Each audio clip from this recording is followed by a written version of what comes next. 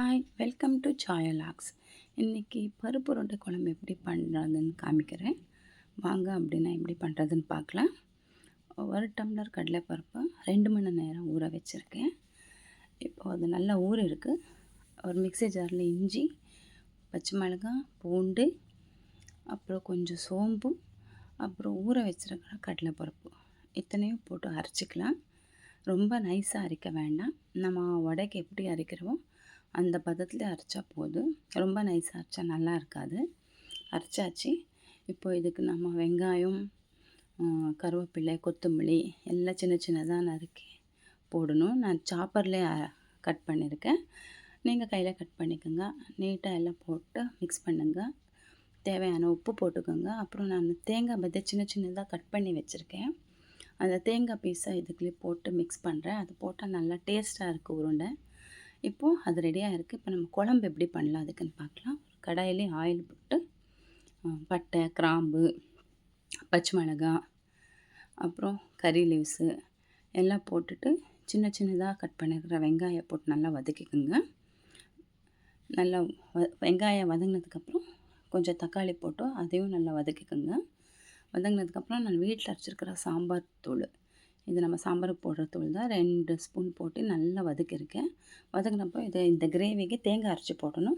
அதுக்கு தேங்காய், இஞ்சி, பூண்டு, சோம்பு, கொஞ்சம் கொத்தமல்லி போட்டு நைஸாக அரைச்சிக்கோங்க. இது நம்ம எல்லா குழம்புக்கும் அரைச்சி போடுற மாதிரி அரைச்சி வச்சுக்கோங்க. இப்போ ரெடி ஆகிடுச்சு, அரைச்சி வச்சாச்சு.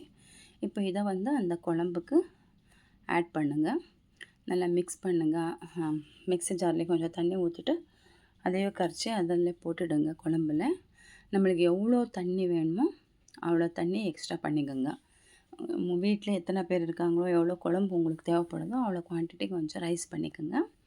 சாம்பார் நல்லா கொதிக்கிட்டு கொஞ்சம் நேரம் ஒரு 5-10 நிமிஷம் கொதிக்கிட்டு கொதிச்சதுக்கப்புறம் அதை எடுத்து வச்சுட்டு இப்போ அங்கேயே இட்லி பாத்திரம் வச்சுருக்கேன். நான் இட்லி குண்டை வச்சு அதில் தண்ணி ஊற்றி வச்சுருக்கேன் காயிட்டுன்னு. இப்போ இட்லி பிளேட்லலாம் நல்லா எண்ணெய் தடவி வச்சுருக்கேன். இப்போ நம்ம அரைச்சி வச்சுருக்கிற கடலைப்பருப்பு இருக்கு இல்லையா, அதை சின்ன சின்னதாக உருண்டை பண்ணி இட்லி பிளேட்லலாம் நான் போட்டு வைக்கிறேன். நல்லா ஆயில் தடவி வச்சுக்கோங்க. அப்போ தான் அது ஒட்டாமல் வரும். இட்லி பாத்திரத்தில் தண்ணி காஞ்சிருச்சு. இப்போ நான் 2 பிளேட்டிலும் அது ஃபில் பண்ணி வச்சுருக்கேன். ஒரு 15லேருந்து 20 நிமிஷம் நல்லா வேகட்டு. வெந்ததுக்கப்புறம் தெரியும் உங்களுக்கு, இட்லி வெந்த மாதிரி தான் வெந்திருக்கும். தொட்டு பார்த்தாலே தெரியும் வெந்திருக்கும், நல்லா வெந்திருக்கும். இப்போ அது ஒன்று ஆறுனதுக்கப்புறம் கொஞ்சம் எடுங்க. அப்போ தான் நல்லா ஈஸியாக வரும் ஒட்டாமல். ஸ்பூன் எடுத்துகிட்டு சூடாக இருக்க போது ஒரு ஸ்பூன்லேயே எல்லாம் நீட்டாக எடுத்து வச்சுக்கோங்க. பாருங்கள், நான் எடுத்து வச்சுருக்கேன். இப்போது இந்த உருண்டைங்க மறுபடி அந்த குழம்புலே போடணும். ஸ்டவ்வு சின்னதாக வச்சுக்கோங்க. கம்மி ஃப்ளேம் வச்சுட்டு இந்த உருண்டையெல்லாம் மெதுவாக ஒன்று ஒன்றா போடுங்க. போட்டுட்டு நல்லா மிக்ஸ் பண்ணிவிடுங்க. ஒரு 5லேருந்து 10 நிமிஷம் அது நல்லா பாயில் ஆகட்டும். அப்போ தான் அதெல்லாம் நல்லா ஊறும். அந்த கிரேவியெல்லாம் குழம்புல ஊறும். பாருங்கள், ரெடியாக இருக்குது. இப்போ சாப்பிட்றதுக்கு ரெடியாக இருக்குது. ரொம்ப டேஸ்ட்டாக இருக்குது.